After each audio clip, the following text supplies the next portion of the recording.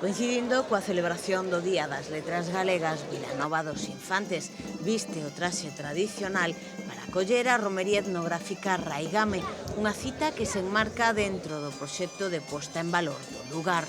Este ano, nas letras, as homenaxeadas serán as cantareiras, así que non podían faltar.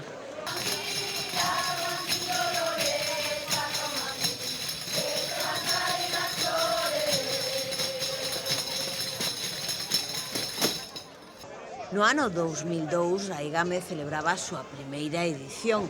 Hoxe mantén vivo o seu espírito, a exaltación da cultura popular galega a través da súa música e tamén da artesanía. Son moitas as actividades nas que se convida aos visitantes de todas as idades a participar. A mostra de artesanía acolle cada ano unha maior variedade e, por suposto, non falta a parte gastronómica. Todo amenizado coa música e a danza das distintas agrupacións que ese día se dan cita en Vilanova.